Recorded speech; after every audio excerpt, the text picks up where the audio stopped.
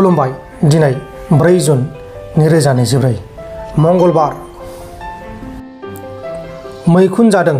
आसामजों लोगोसे जोंनि बे सा सानजा भारतनि गुबुन गुबुन रायजोफोराव हाग्रानि मैखुन जायो आरो सोरबा बे बिस गोनां मैखुनखौ मोनजानानै थैनांगौ जायो। बेबायदिनो गोबां सुबुङा मैखुन जानानै थैनांगौ जाबाय। गोदोनिफ्रायनो सोलिबोगासिनो दङ। मेघालयानि वेस्ट जायन्ट हिल्सआवबो हाग्रानि मैखुन जानानै नखरसेनि 3 गथ'फोरा थैदों। हाग्रानि मैखुनखौ गासै 19 सुबुङा जादोंमोन। बेनि गेजेराव 3 गथ'आ थैदों आरो गुबुन थाबावनाय सुबुंफोरा हस्पिटालाइज जानांगौ जादों। थैनाय गथ'फोरनि मुङा जाबाय रियानसका सुसियां 8 बोसोर बैसोनि, किटलां सुसियां 12 बोसोर बैसोनि, वानसालां सुसियां 15 बोसोर बैसोनि। गावनि बिसिखौ बुथारनानै अरजों सावदों। भपालाव सासे सुबुङा गावनि बिसिखौ गुबुन हौवाजों सोमोन्दो दं होननानै सन्देह खालामनानै बिसिखौ बुथारनानै अरजों सावनानै होदों आरो जाथाया जाखांनायनि उनाव पुलिसआ मिथियो आरो पुलिसआ दायनिगिरिखौ एरेस्ट खालामो। जाथायखौ खालामनाय दायनिगिरिनि मुङा जाबाय नादिम उद्दिन 26 बोसोर बैसोनि। नादिम उद्दिना गावनि बिसिखौ गुबुन हौवाजों सिरि लोगो हमबाय थायो होननानै सन्देह खालामोमोन आरो गोबां बुबाय थायोमोन, नाथाय जोबथायाव बुथारमारबाय। एम्बु नागिरनो थांनायावनो थिखादारखौ बुथारबाय।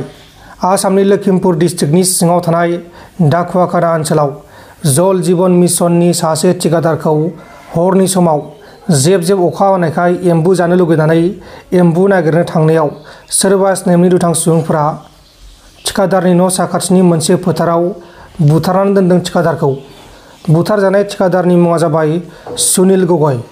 सुनिल गगैआ अखा जेब हानायलाय एम्बु जानो लुगैदोंमोन आरो बियो हरनि समाव हारसिंनो एम्बुखौ नागिरनो थांदोंमोन आरो एम्बुखौ नागिरबाय थानाय समावनो बे जाथाया जादों। दा बे जाथायनि सायाव दायनिगिरिफोरखौ एरेस्ट खालामनो थाखाय आसाम पुलिसआ गावसोरनि खामानिखौ मावगासिनो दङ। रौता पुलिसनि अपारेशन। रौता पुलिसआ जारगाव रौतानिफ्राय सासे सेंग्रानिफ्राय 21 ग्राम ड्राग्स हमदों आरो जाथायाव लोब्बा थानाय सेंग्राखौबो एरेस्ट खालामदों। हमजानाय सेंग्रानि मुङा जाबाय कर्मा नाजाम 21 बोसोर बैसोनि आरो कर्मा नाजामा अरुणाचल प्रदेशनि कामेंनि थागिबि। लादों बांसिन लागासिनो दङ सरकारा। लकसभा बिसायख'थिनि उनावनो टल गेटनि टेक्सआ बांसिन जासिगोन। 3 निफ्राय 5 जौखोन्दोसिम बांसिन जासिगोन टल गेटनि टेक्सआ आरो बे टेक्सआ थाबैनो बारायगोन। अदेबानि दिनैनिफ्रायनो बे टेक्सआ बारायगोन होननानै मिथिनो मोननाय जादों।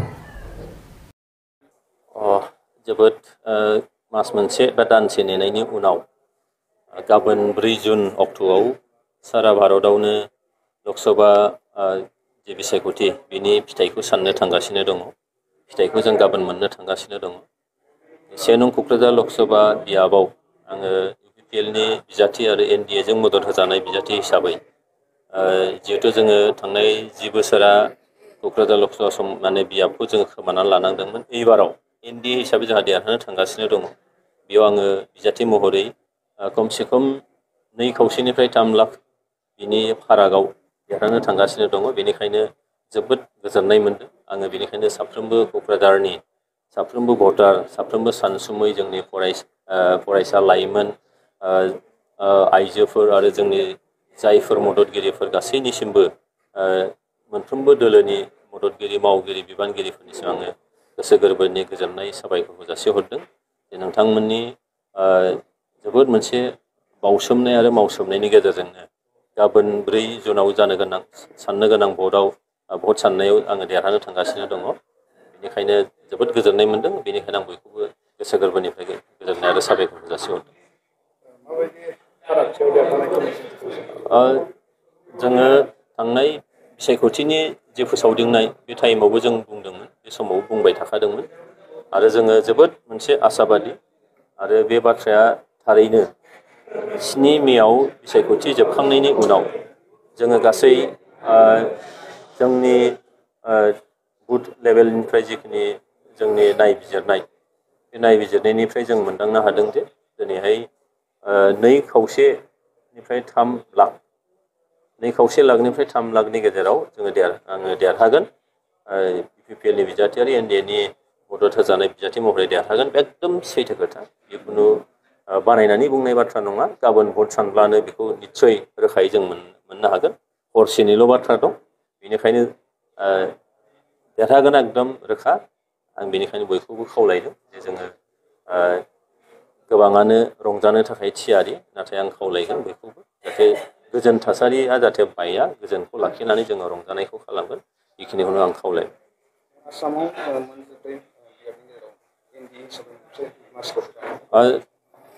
थांनाय बिसायख'थिनि सिगांनिफ्रायनो जोंनि मोनसे मिशनारि भिजन दंमोन जे आसामाव मोन 14नि गेजेराव खमसे खम जोंहा 12 बियाबखौ NDA-नि फारसे जोंहा लाबोनांगौ। बेनिखायनो नैबे बिसायख'थि बायखांनायनि उनाव जोंनि बुथ लेभेलनिफ्राय लानानै जिखिनि नायबिजिरनाय, बेसेबांखिनि भट मोननो हायो, बेसेबां देरहानो हायो, गासैखौबो नायबिजिरनानै मोनदों जे दिनै NDA हिसाबै मोन 12था बियाबखौ आसामाव NDA हिसाबै देरहागोन बे रोखा।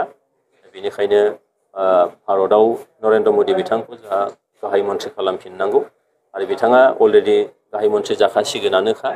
बेनिखायनो आसामनिफ्रायबो मोन 12था बियाबनि जेफोर जोंहा बिजाथिफोर दङ, बिथांमोनहा बिथांखौ मदद होनो थाखाय जों थियारि। आं क'क्राझारनिफ्राय आंबो दिनैहाय थियारि जानानै दं। बेनिखायनो बयनिसिमबो गोसो गोरबोनि गोजोन हामलायनायखौ जासिहरबाय। नोंथांमोन दिनैनि खौरांफोरा बेखिनिल'मोन। बेखिनिसिम नायनायनि थाखाय नोंथांमोननिसिम रोजा रोजा साबायखर। गोजोन्थों। एसेनोसै। जय बर' हारिनि।